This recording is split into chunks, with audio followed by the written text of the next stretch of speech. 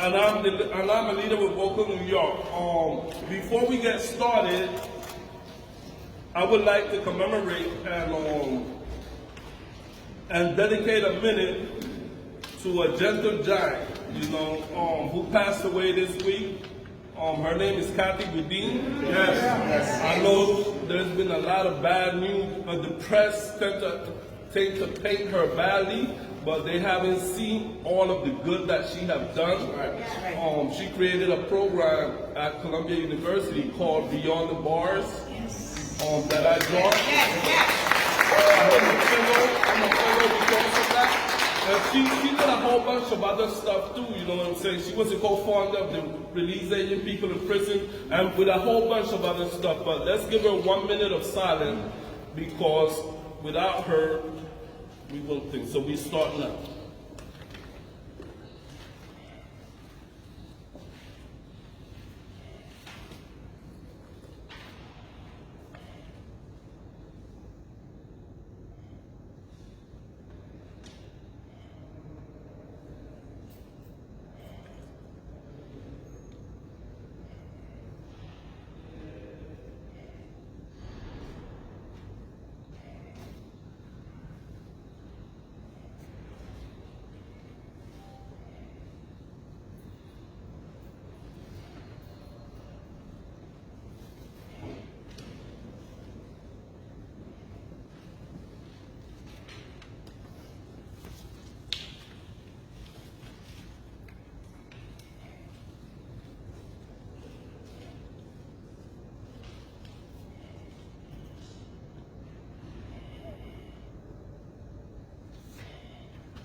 Okay, let's get started.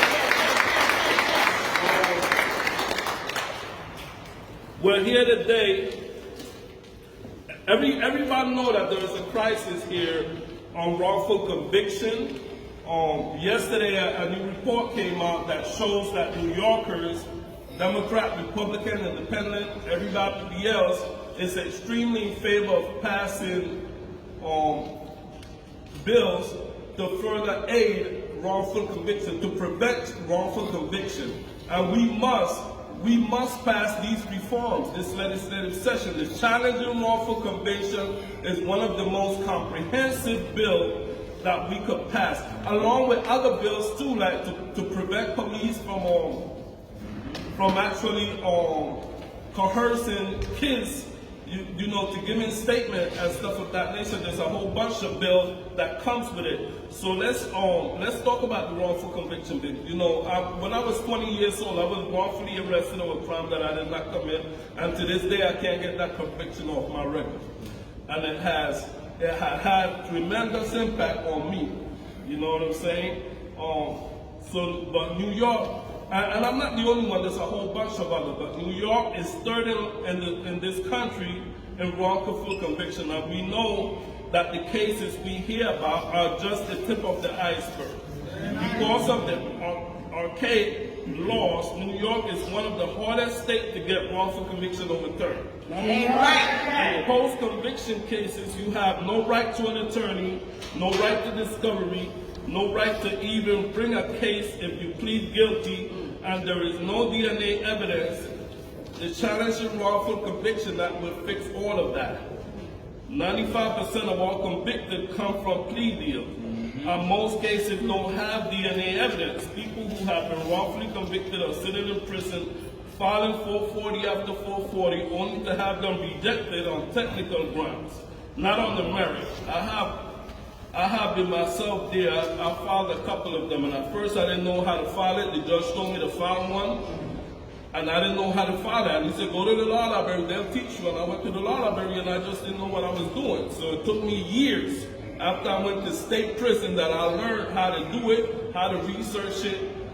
And it's not an easy thing to do, because if you don't have a law degree, it's hard for you to understand the law, So today we are here to talk about the crisis of challenging wrongful conviction, which give people. We are also releasing a new poll. Yeah, we released a new poll, like I stated. But anyway, let's get to the speakers, because the speakers is what it's about. We're gonna start out with Derek Hamilton, Jeff, and ready. Let's start out with these three speakers, and then we'll get to them.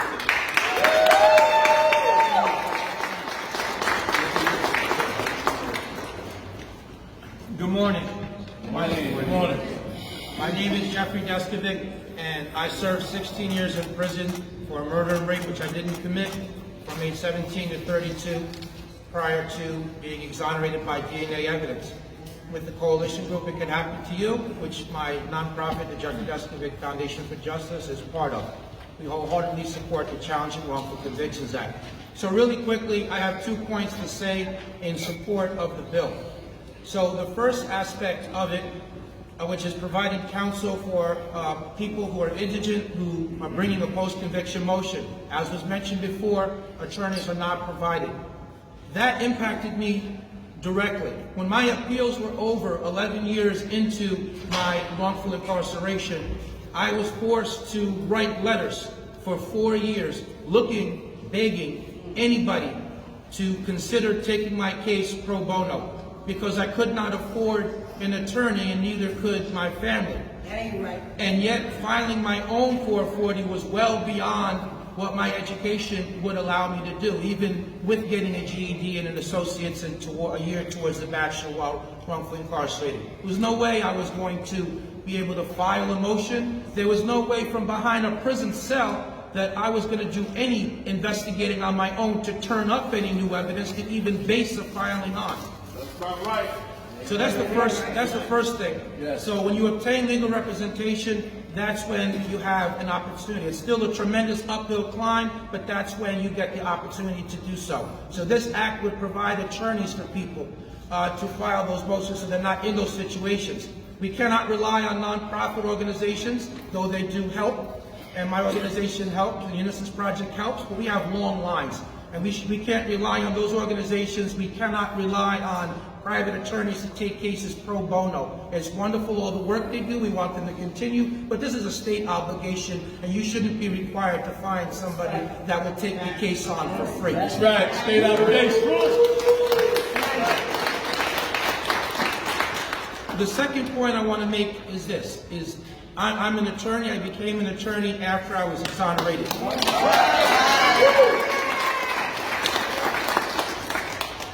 Recently in Erie County, it was the Omar Clark case. I made my first oral argument. And in that case, my client had pled guilty to a crime he didn't commit. His prior attorney literally did no investigation whatsoever. He ignored my client's protestations of innocence. He did not speak to a key witness. He did literally no investigation at all. And he kept telling my incarcerated client, you're going to lose the trial. You're going to get 25 years. And so the day the trial was supposed to start, he pled guilty to a crime he didn't commit. Since then, myself and co-counsel have unearthed a mountain of evidence of his innocence. But in that oral argument that I made, I was not able to argue that he was innocent because of this People versus Tiger case in which people who have pled guilty are not allowed to argue actual innocence. That's the second facet of this Challenging Wrongful Convictions Act. It would remove that barrier for people who pled guilty. They would now be allowed to argue their actual innocence. As his attorney, I was relegated. As his attorney, I was relegated to arguing that all this evidence of innocence simply demonstrated how his prior attorney did an inadequate investigation. I shouldn't have to dance around like that. I should be allowed to make that argument, argue actual innocence, argue newly discovered evidence. So those are the 2 points. That's why I'm supporting, this bill. There's a third facet of the bill which would allow people who've been convicted of crimes that are no longer crimes to go back to court, to remove those convictions from their record. I think that that's just. I know a lot of people who are on parole and having a criminal record, issues with voting, issues with getting jobs, issues with even with apartments. So those are just a handful of things. There's a whole bevy of collateral impact. I'm not going to list all of them. I'm just saying I'm in support of that facet also, having had experience with the first 2 points. Right now I'm going to end. Thank you for listening. My name is Derek Hamilton. I'm one of the co-founders of the Family and Friends of the Wrongfully Convicted. Standing next to me is Kevin Smith. I spent 21 years in prison for a crime I did not commit. 4 years on parole. In 2011, I was able to beg the parole board to look at the evidence of innocence and they released me. They wished me well and proved my innocence. In 2014, for the first time in New York history, the Appellate Division Second Department, in a case called People v. Hamilton, my case, ruled that innocent people should have the right to file 440. That's right. A year after that, the DA's office, based on the appellate court ruling, exonerated me. I stand here today because there's many brothers and sisters in prison I left behind, but I know that's innocent. People that pled guilty, people that write in my office every single day and ask me simple questions. How could you get found innocent and me not, when I had the evidence that you had? I pled guilty, but I was coerced to plead guilty. I was forced to plead guilty. I was afraid. My co-worker stands here, having served 27 years. He didn't get the benefit of the appellate division. He filed the leave to appeal and they denied him. I want him to speak of the trauma that has caused him and his family, still fighting his conviction today. Had he had the right to appeal, had he been able to argue the meritorious claim before the appellate division, him like me would have been exonerated. That's what I'm saying. Good morning, everybody. My name is Kevin Whitney Smith. I am a victim of a wrongful conviction. As Derek just stated, I served 27 years in prison for a crime I did not commit. In 2020, I filed a motion with overwhelming evidence showing my innocence in the wrongdoings in my case. A Kings County Supreme Court judge denied me solely for bringing the evidence too late. That means they denied me for being poor because when I was serving 27 years, I didn't have the money to do the investigation work and all the work that was done since my release from prison. I went to the appellate division hoping, as Derek stated, that they would allow me leave to get in, only to shut the doors on me. This is a long history of a continuation of injustice, not only to me, but to my family and my community.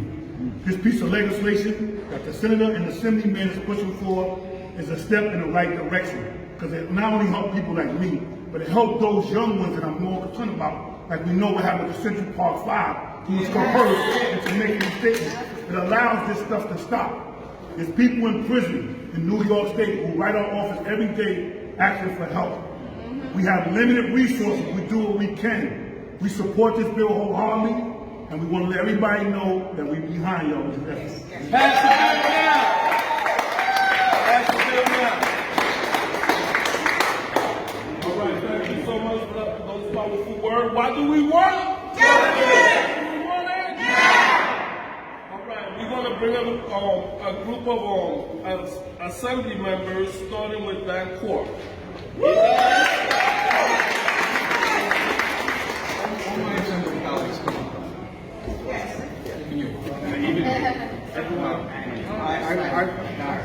I'm going to be brief because I want you to hear from my colleagues, and you've heard from me many times on this bill. I just wanted to make one point. If you've seen the polling, you know something to be fact. Fighting for those without a voice is popular. Fighting for criminal justice is popular. Don't let this place, Albany, sometimes get you down, that we can't do the so-called difficult thing. That's right. We can. This bill is popular because it is right. And I want you to hear from my colleagues who can explain to you why that is. Thank you. Good morning. Good morning. I'm Assemblymember Natalia Fernandez from the Bronx. And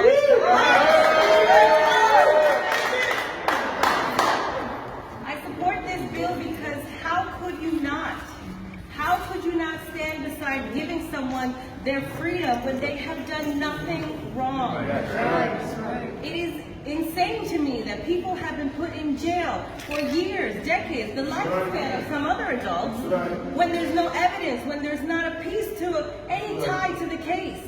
It's insanity, and we are literally ruining and killing lives because of what?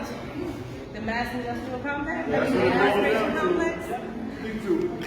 Enough is enough. We've seen the horror stories. The Central Park 5, the exonerated Central Park 5. The last case of this kind that we see in this state and in this country. People deserve their freedom. They deserve a right to speak on their case and to fight for their freedom. And this bill will allow that. I'm not scared of the backlash to come because I know this is the right thing to do. As that saying goes, if you do the crime, do the time. But if you didn't do the crime, then you should in no way do any time. So I stand with Member Port, Senator Myrie, and every other member that is supporting this, and we will work to make sure that others understand that this is vital, this is life-saving, this is important. This is the direction that New York State needs to go. Yes. Thank you so much to everyone. And let's pass this.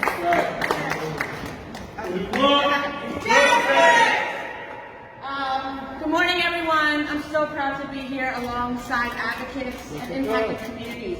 It is a story that you shared that reminds us why we're here.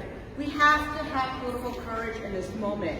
This is about saving lives. This is about dignity and justice. New York is number 3 in wrongful conviction cases. Just behind Illinois. That is not a place we want to be. 98% of convictions are out of plea deals. And as we heard before, these plea deals put people in positions that they are forced into these situations. And even though they're innocent, they don't want to spend time at Rikers. I've been to Rikers 3 times. I've been to other facilities, cages, watching families, people whose lives have been destroyed by a system that locks up the key and throws us away. And that is not okay. And we folks deserve freedom. You all deserve freedom. And I'm so proud to stand here alongside Assemblymember Port, Senator Myrie, in fighting for those who are innocent. So let's get it done. We need the political courage to get it done. We need each of you to raise your voices and tell your stories because the time is now.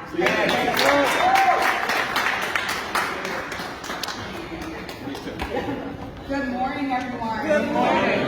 My name is Taylor Darling, and I hail from the island that is long in Nassau County. And there's no place else I'd rather be than here because I feel like wrongful convictions are exactly the root of so many issues in criminal justice. How can we have a system that is fair and just if half the people who are in the system don't belong there? So that's the root cause. And I tell everyone all the time, the system is not broken. The system is alive and well. It's doing exactly what it's meant to do, which is keep us disenfranchised, which is tear our families apart, destroy our communities, because when one of us goes to jail, all of us goes to jail. And it breaks my heart to think about the people sitting in cages right now, period, but especially the ones who are coerced to be there and who are not supposed to be there. And they're only guilty of being minorities. They're only guilty of being part of a race that we are so afraid of actually reaching our potential. They will do anything they can to keep us down. So we are here to support this bill. Assemblymember Court, Senator Myrie, you guys, you have champions fighting for you every single day. I don't think we've ever done so much for criminal justice reform than since I've been here. I'm not going to say it's my fault we've done so much. But we're here because this is what it is. We have to free our people. We cannot have economic development. We cannot have educational advancement if we're all sitting behind bars. Who's raising these kids? Who's raising our children? ACS. Here we go. We don't want them near our children, right? So it's time for us to control the narrative. It's time for us to continue to bring awareness to this, and it's time for these bills to be passed, guys. Keep up the great fight. I know this is hard. I know this is hard. Because everyone here is impacted, right? But you guys keep up that fight because we're moving things. And we need to move it now. Because administrations change. And the wind blows. And the wind is here now. We need to get this change now. Thank you so much, guys.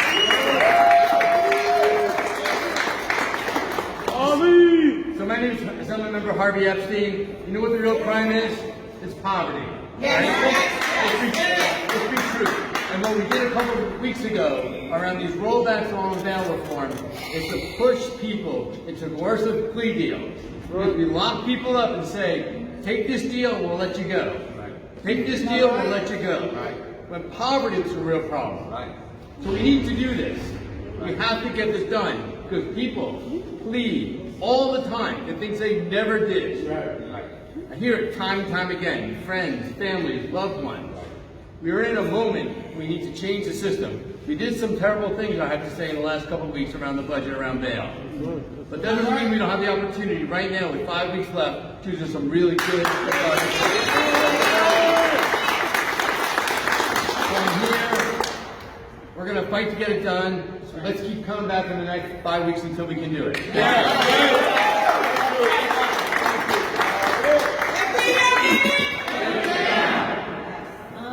My name is Farrah Forrest, representing the best part of Brooklyn County.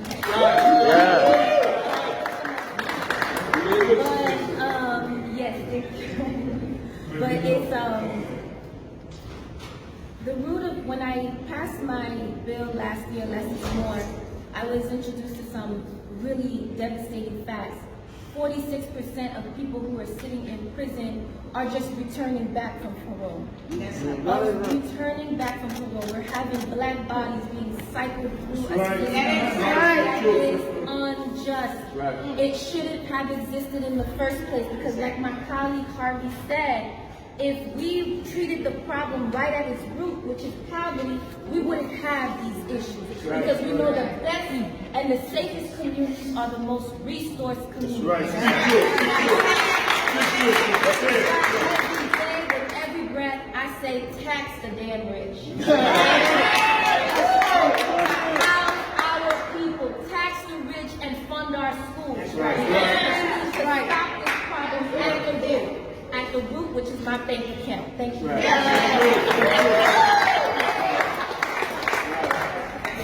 I want to thank all the assembly members that spoke. Let's give them a hand of applause.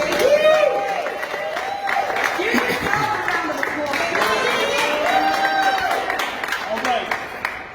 You know, this not only this even though it tremendously affects black and Hispanic, it also affects whites. You know, we heard from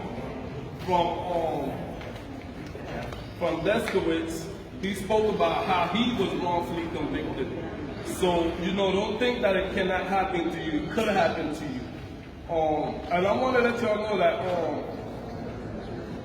Martin Luther King said, injustice anywhere is a threat to justice everywhere. So let me bring up another excellent, he's my senator from my district, Senator Sandra Mary. Good morning. Good morning. Yes. I'm going to address the elephant in the room. Just last night, a draft opinion from the Supreme Court of the United States was released that would overturn Roe v. Wade. And the reason that I'm bringing this up in this press conference is that no right, not even the presumption of innocence, is safe. Not right. None. Today it's abortion. Tomorrow it's voting rights. That's right. The next day it's desegregation. That's right. It'll be our presumption of innocence. So we have no time to waste. The situation that we are in right now is dire. Yes, sir. And our only protections are our state legislatures. You better be convinced now that our state legislatures, and here in New York, we have to stand up for our rights or else. That's right. Now, we've had a lot of conversation about what public safety means. We've had a lot of lies told about what public safety means. Yes. We've had a bad narrative dictating what public safety means. And they say, well, everybody wants to change these things, so why don't we change them? The polls are bad for us. Democrats get skittish. They say, we've got to respond to what's happening in the media. Well, guess what? We did our own poll. And you know what that poll said? That 63% of Republicans support our bill. Our poll said that 71% of independents support our bill. And we already know what time it is with Democrats, right? 86%. 76% of New Yorkers say you should be able to make the case for your innocence. Yes. Right. Just give us the tools to make our case. We're not asking you to immediately open up the doors. So no innocent person should spend a second incarcerated. That's right. But we're not even asking you to just let everybody out. We're saying, let us make the case. Give us the tools to make the case. So I am convinced that if we do not get anything else done, then we have to give this opportunity to our people. Yes. Because while we are here in this state house and we're making the case to the people and our leaders, there are people sitting inside cells right now. That's right. Innocent. That's right. Innocent. Crimes they did not commit and they are paying for it. So we owe it to them to leave everything we have on the table. And you have my pledge that I will give everything I have so that we can get these bills across the finish line.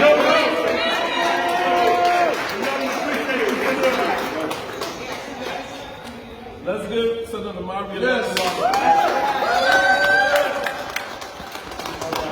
We're going to call up Eileen and Neil at the same time. All right. What do we want?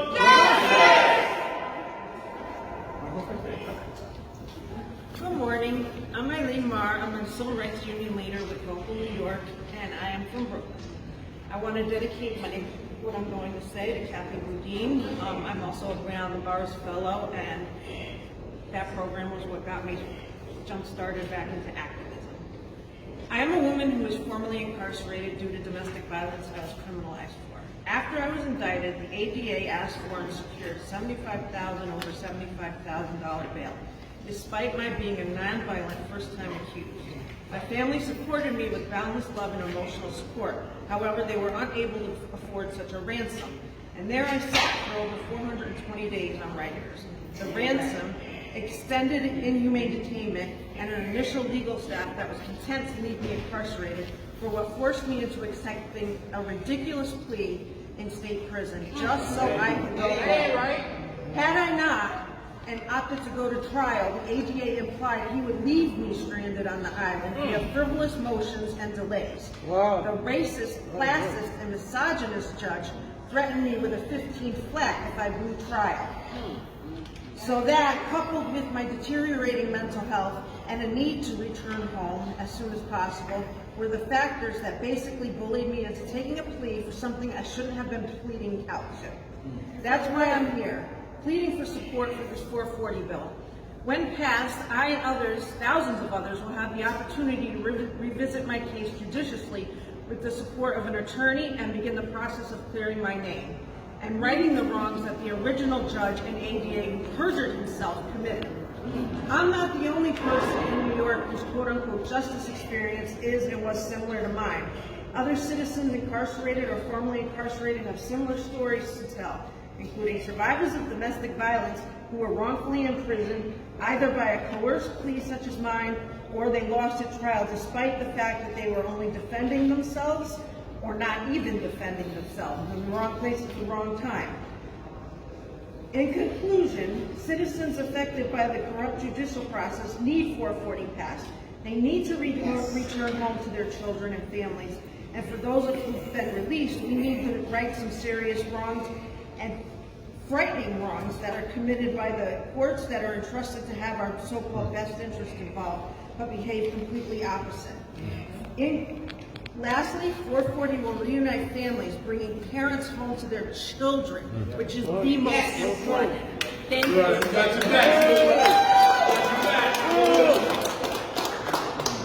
to thank all of you, and I want to thank God. That's the only reason why I'm really here right today. I've been through a whole lot. I just want to always give credit to and honor to my reports. So vocal with organizations for giving me the opportunity, because you keep saying it could happen to you, well, it happened to me. I keep hearing that phrase, right? Because I went to school, went to college, played ball, with the whole 9 yards, never been involved with the John Day College of Criminal Justice. I was walking down the grounds in my area with my boys, just returning to the community. You guys roll up on me and a couple of my cohorts. Never been involved with crime in my life. Never even, I thought the court officers and courts were for people that did bad things. That was my impression. That's how I grew up. I grew up with my dad, he was a civil rights attorney. Check that out. Never discloses to today. And he worked in civil rights with Bill Cosby in the Caribbean Islands when they came to Miami. He was one of the original civil rights workers in the 60s. So I knew about my history. I knew all about the NAACP and all that nonsense. So I had belief in this bullshit system. Okay, so I'm not, it could happen to you. Because I walked down the block and I got arrested and I went to trial and got convicted. And the judge told him that I don't think that you should go to jail because of the law. I'm giving you a public sentence. I ended up doing my time, but the point I'm trying to make, it can happen to you. Because the first day, not just the amount of years I've sitting in prison, the first day was my journey of deceit and mental illness. Whether that depression, whatever you lost, I lost my family, I lost my fiance, I lost my mother and father's respect. They didn't support me when I was in jail because they thought any police officer that I got in contact, I had to be wrong. So that's my story, so it can't be you. What do you want? Yes, we want it now. This is what democracy looks like. This is what democracy looks like. Thank you for that powerful speech, man. Give on. Eileen and Neil have that floor. We're going to call up Sergio and Matt for them to give their speeches.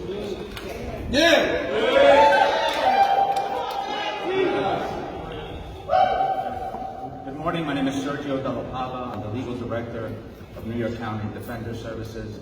It's a public defender office in Manhattan. Now, we keep hearing this statistic about New York being third in the nation in wrongful convictions. It's shameful. We know a lot about these wrongful convictions thanks to the brilliant work of places like the Innocence Project, which is strongly and firmly behind this bill. What do we know from their analysis of wrongful convictions? We know that innocent people falsely confess to crimes they did not commit. That's right. We know that innocent people plead guilty to crimes they did not commit, even when those crimes are incredibly serious and result in long prison sentences. Right. You know, as somebody who's been a public defender in New York City for more than a quarter century, not all that surprised that New York is third in the nation. We have a system that has been designed to get guilty pleas as soon as possible from people who in many instances were incarcerated because of their poverty, who didn't have the first stitch of paperwork describing what the evidence against them was. New York has shamefully rolled back some of the progress that was made in 2020 very recently. Here's an opportunity to regain momentum towards justice and what is correct. I keep hearing about the timing and whether this is a good timing for the passage of this bill.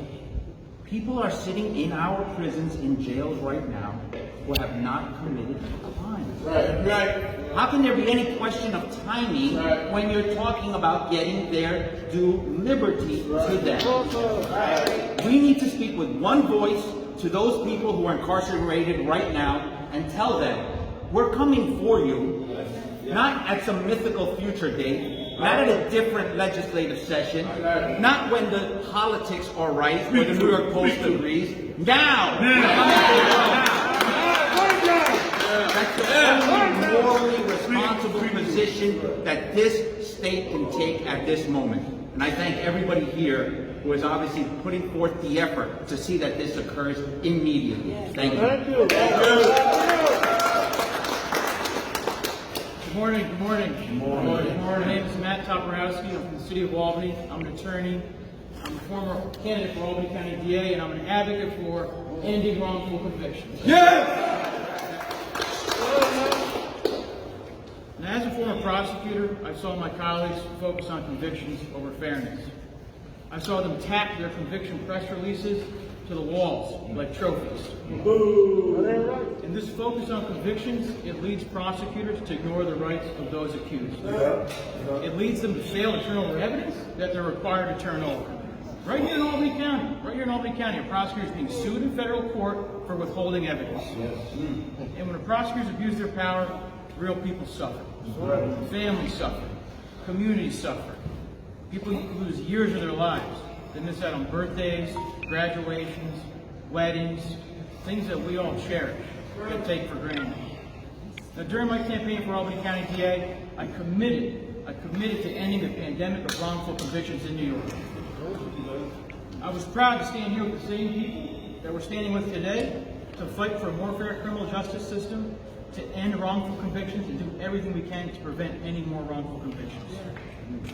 And that's why I proudly support this bill, because we need to do everything we can to prevent and make sure that not another innocent person spends any amount of time behind bars, including giving people the right to experience counsel through the whole criminal justice process, including the post-conviction process. Now, I've worked on many post-conviction motions as a prosecutor and a criminal defense attorney. The reality is that these motions, you need to have a real basis to file them, and the basis to file them are already limited. So those that say that this bill will flood the criminal justice system with too many motions and overwork prosecutors, it's just more fear-mongering is what it is. What this bill will do is ensure that those accused will get experienced counsel, the right to experienced counsel through the whole criminal justice process. And with the rollbacks to discovery reform, the risk of prosecutors failing to turn over evidence is even greater. The urgency to pass this bill right now, it could not be more great. I stand with these advocates here today and I call on the legislature to do so. Thank you. Thank you.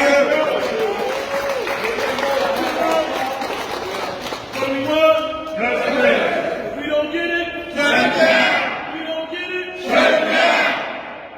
It's so refreshing to hear from an actual prosecutor say that.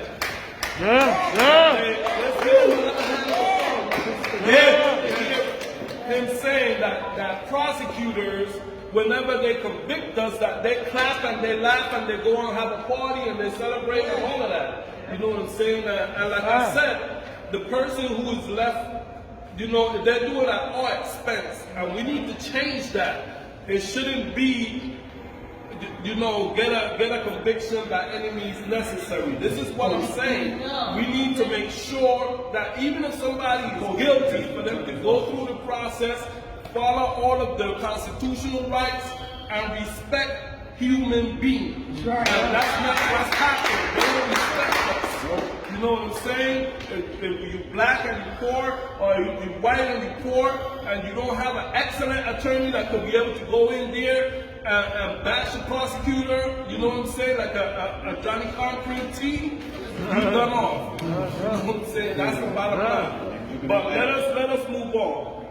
We're going to call Otis, DeJohn, and Candy to the speak real quick.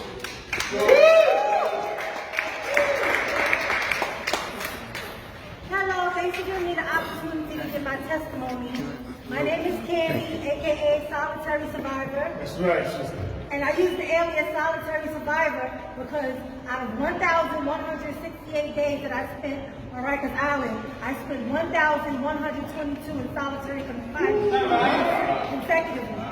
And then and there I was raped, sexually abused by the officers, starved, not given sanitary napkins, not even showers. Wow. So I started to even try to commit suicide by cutting myself, swallowing pills, swallowing industrialized soap powder, and the officers used to say, oh, we have 8 hours until the body gets cold. Go ahead and kill yourself. Go ahead and hang yourself. That ain't right. As a result, I myself was going to plead guilty several times just to get out of the hellhole that I was going through. So I say that to say not everybody that's guilty is guilty. It's not right that people have to plead guilty just to get out of Rikers Island or out of jail to go back home to their loved ones. And even though although I was found not guilty, it was still hard for me to find a job. It was still hard for me to find stabilized housing because I was in Rikers Island for so long. That's not right. Most of the employees wanted to know, most of the employers wanted to know where was I at for those 3 years. And it's hard to explain that I was sitting in Rikers Island for a crime I never committed. They need to pass this bill and they need to do it now because not everyone in Rikers Island, not everyone in jail, not everyone upstate is guilty.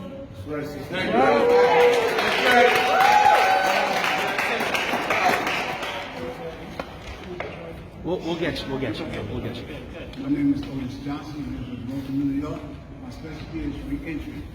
All All right, I constantly help people that's coming out of prison because it happened to me. All right, I'm here to support the wrongful conviction law and the 440. And my story is, I was arrested in 1975. All right, for a crime I didn't do, wrongful conviction. The 911 tape says he's black, white, or Puerto Rican. And the officer said, is there any more information? He said, no. He said, is there any identification as to what he did? He said, no, tan jacket. He said, okay, I'll put tan jacket, black. All right? Didn't say male or female either. All right? I went to a trial and I lost and got 25 to life. After 25 to life, I did 42 years in prison. Whoa. Right? In the prison system, you talk to a couple, you listen to a couple of brothers and sisters here that been in prison. We stayed in the law library most of the time. When we didn't go to the law library, we went to the yard. We even played chess together. You know, different things like that. But to come together to try to fight this 440-10. I put my 440-10 in when I was in prison. All right? When I got out of prison, I got an answer denying it because I couldn't answer it. Now, you can't answer if you're in society and your emotions are being caught in prison. You can't answer. And we didn't have lawyers to help us. We had to help each other. All right? And the bad part about that, majority of people didn't have no family. Imagine being in prison for 40-something years or 25 years and lose all contact with your family. So you have nobody to support you. And majority of people don't get 440 because they got the DNA thing. Some of us don't have DNA. That's right. Like identification. The judge said in my minutes, all right, do not look at the fact that he was stopped. He was stopped by the police officer. All right? Don't look at the identification. Look at the fact that they chased this man and they lost contact with him. All right? So the judge is telling the jury, don't look at the 911 tape. We also said we have 9 witnesses that possibly said this person did not do the crime. They did not get 9 witnesses to my lawyer. The district attorney kept the 9 witnesses. So I never know really who identified the person that did the crime. All right? A brother came, a young brother, 2 young brothers came to court and said I didn't do the crime. Right out said I didn't do the crime. The judge told them to get out the courtroom. See, so it's hard for a brother, all right, or a sister to do over 440 if you don't have outside comment. Necessary resources. That's right. And I'm saying that I was not arrested, I was killed. That's a fact. That's what it is. Right. Identification, that's a fact.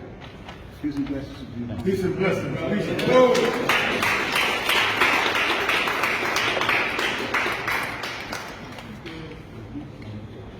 Good morning, everybody. Thank you for coming out. God bless. My name is Dewan. I'm a Brooklyn, New York member. And in 2007, I was arrested for an alleged drug seller possession.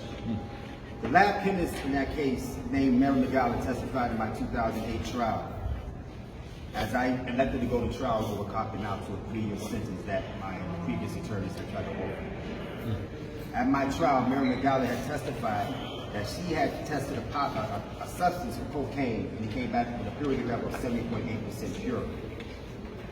She said she used a machine called a gas spectrometer and a mass spectrometry test. The criminal cell was eventually dismissed. However, in 2010, a news article surfaced in various newspapers, especially the New York Post, that Mary McGowan was suspended from the NYPD for falsifying drug lab results in over 3,000 cases. And what I found out later was called a process called dry lab. I submitted a FOIA request in response to this and obtained my FOIA request via Article 78 proceeding to compel. Since then, I have gained new evidence, chain of custody report that I requested at my 2008 trial but was denied by Judge Louis Mark Stone when he told me that the chain of custody report is what I stated it is because I was representing myself. After my trial, I was sentenced to 8 years in prison. While in prison,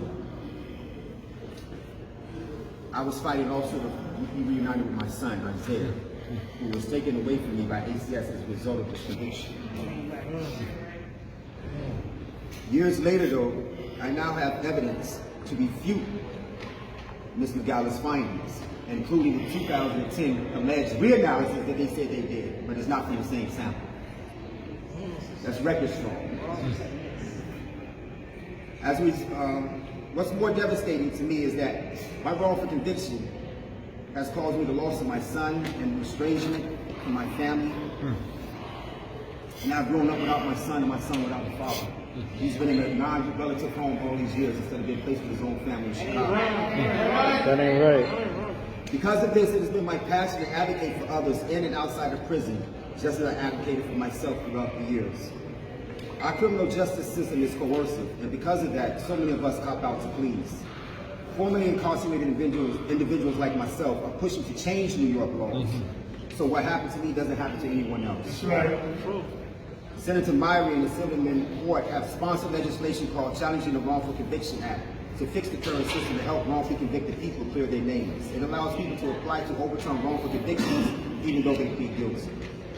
It will also give people seeking to clear their names a chance to review the evidence in the underlying case and ensure that the right to a hearing before a fair judge and the right to effective counsel.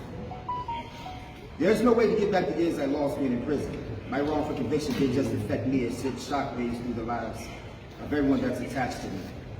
I've made it my passion to assist other incarcerated individuals and others adversely affected by the criminal justice system. Black and brown New Yorkers who are often so left to fend for themselves, the right tools to overturn their wrongful convictions is what we are needing. To ignore this crisis and its solutions any longer will be a further miscarriage of justice. As Dr. Martin Luther King Jr. once professed, justice is not anywhere, it's a threat to justice everywhere. And I did not take that from him. So I want to thank you all, man. God bless.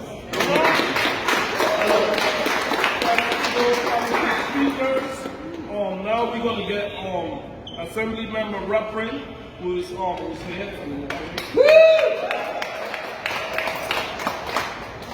Good afternoon. We have a lot of conflicts going on. I was actually in a codes committee when you started, so that's why I was late. I'm Assemblyman David Weprin, and I chair the Corrections Committee.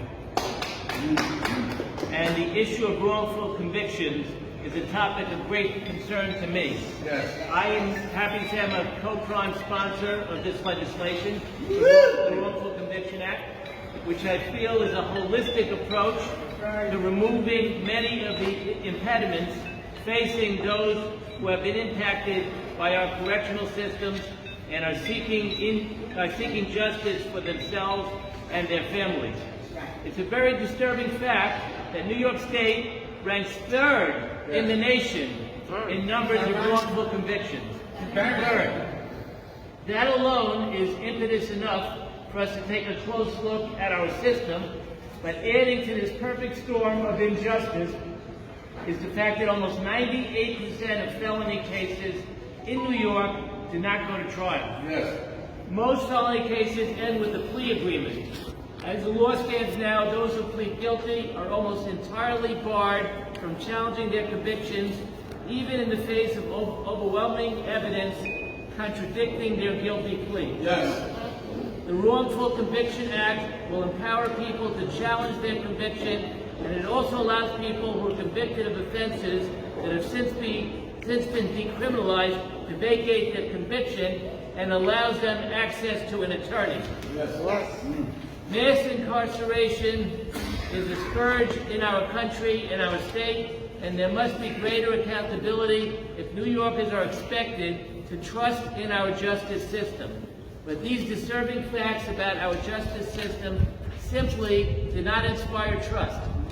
Our formerly incarcerated population faces incredible challenges in returning to society. For the wrongfully convicted, there must be real legal recourse. We cannot allow the law to stand unchanged.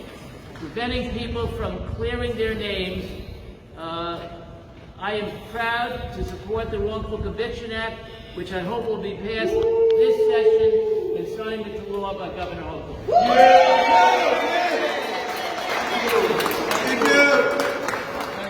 What do we want? Justice! We want it? Now! We want? Justice! We want it? Now! That's right. That's what we need. We need for them to actually put this bill on the Codes Committee. Once the Codes Committee voted, it will go to the floor and have the floor vote, and then transfer it immediately to Governor Hochul for her signature. Yes. Yeah. We have a couple of us behind her, thanking her, pushing her on the side of it. Yes. All right. We had a full day. These are the last two speakers of the day. Last but not least, let's call Peter Cook and Tom Hoffman.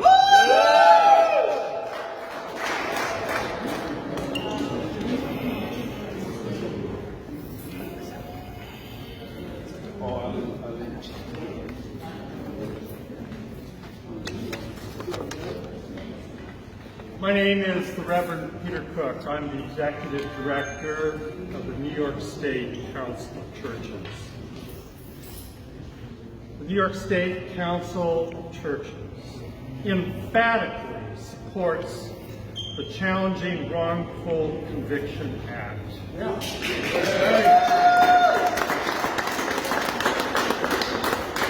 Since the late 19th century, the Council, with all of our faith communities across the state, and there's 7,500 of them, have advocated for many kinds of legislation which is not based in revenge, but is based on the idea that each person is created in the image of God.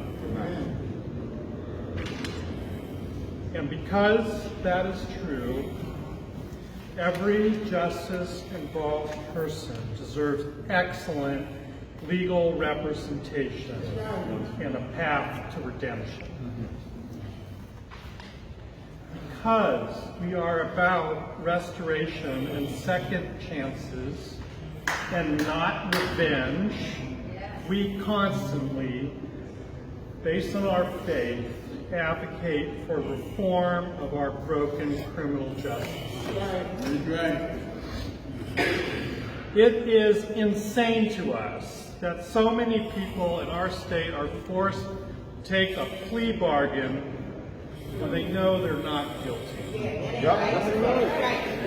This revenge-based practice must stop, and instead we need to give innocent people the ability to clear their names using evidence in addition to DNA.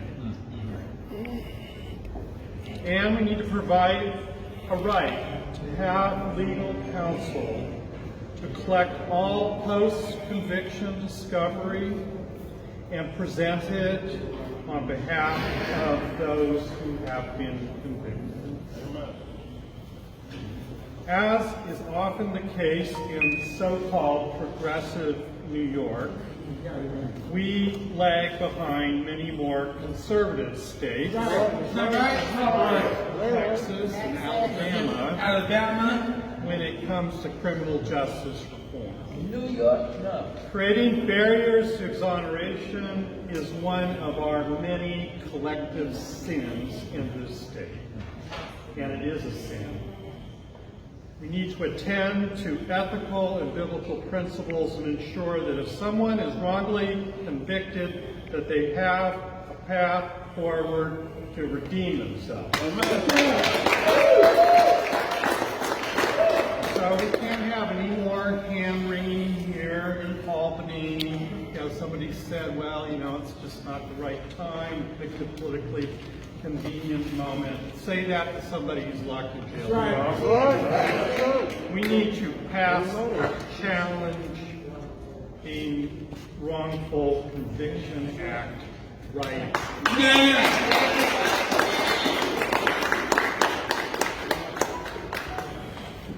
Thank you. My name is Thomas Hoffman. I'm an attorney. I've been involved and represented people who've been wrongfully convicted. We are supporting this bill because we are trying to even the playing field for those who are victims of wrongful convictions. I do not call them wrongful convictions. I call them murder. Yes. When you shoot someone in the chest from 3 feet away, that is not a wrongful shooting. It's a murder. The murder not only of that individual, but the entire family. The Innocence Project conservatively estimates that 20,000 people are in prison today, 1% of the prison population, for a crime that they did not commit. That ain't right. It's probably closer to 50,000.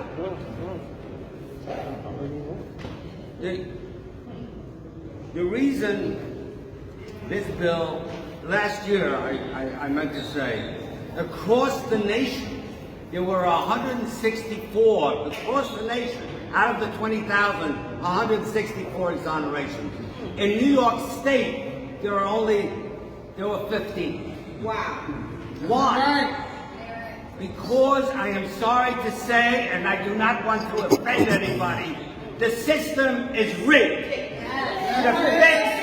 The fix is in before the cases are read and before any evidence is heard. We begin with the the judges, who generally are from the very same office of the prosecutor. The judges call me Mr. Hoffman, how are you? They call the prosecutor, Bobby, how's it going? How are you? Talk about it. Talk about it. Most thousands of 440s are filed. 98% are denied without a hearing. That ain't right. When hearings are granted, as I said, the chances of prevailing is very small. Prosecutors, I am sorry to say, are not there to do justice, but to win. That's all they care about. They throw out evidence that shows your innocence, and they do so with impunity. They are never prosecuted themselves. This bill will also change. When you lose the 440, you have no right to appeal. That ain't but right. The prosecutor, Bobby, has a right to appeal. If you win. If you win. That ain't right. That ain't right. We will no longer accept that when life and death is at stake, because incarceration is death, that we are in a rigged, fixed criminal justice system, which this bill will begin to address. Thank you.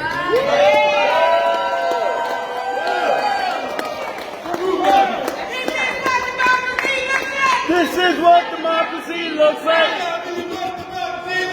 This is what democracy looks like. I said, what do we want? I said, pass the Wrongful Conviction Act. What do we want? Pass the Wrongful Conviction Act. Right. What do we want? Pass the Wrongful Conviction Act. All right. I did say that was the last speaker, but we do have another speaker, so we are going to go right ahead and call her up, Mrs. Avila.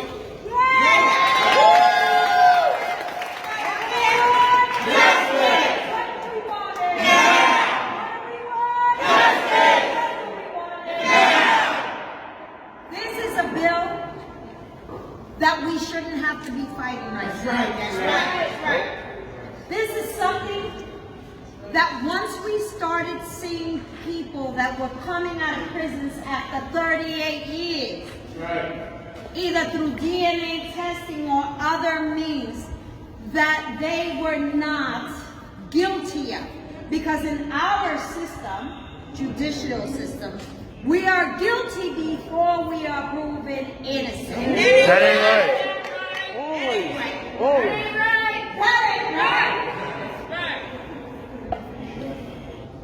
Why?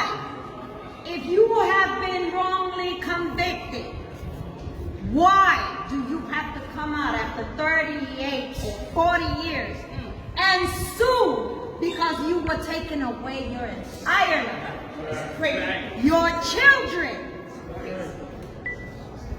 were taking away a father, a mother, or whomever. Your family members have suffered all those years. While you have learned how to live in a judicial system that is cruel. Yes, it is. You were punished for something you didn't do. That ain't right. That ain't right. I support this bill. I support our chairman. I support the Assembly and the Senate. We need to pass this now. And if we don't pass it, shut it down. Thank you. This is what democracy looks like. This is what democracy looks like. Okay, gentlemen, we come to a close. This was an excellent news conference, and we are urging the Assembly Member Heastie, Stewart Cousins, and Governor Hochul to please, first the legislator to pass the bill, and then we're going to focus on Hochul for her to sign this bill, hopefully this legislative session, because we only got 5 weeks to go. We cannot wait another year. There's a lot of people that is in jail that's suffering. There's a lot of people that's out here that's suffering. You know what I'm saying? We need to pass this bill and bring it to a close. And we need to also stop prosecutors from just gaining conviction. Their job is to ensure that justice is done. So sometimes justice requires that a conviction get thrown, that a case get thrown out. They should do that. We gotta change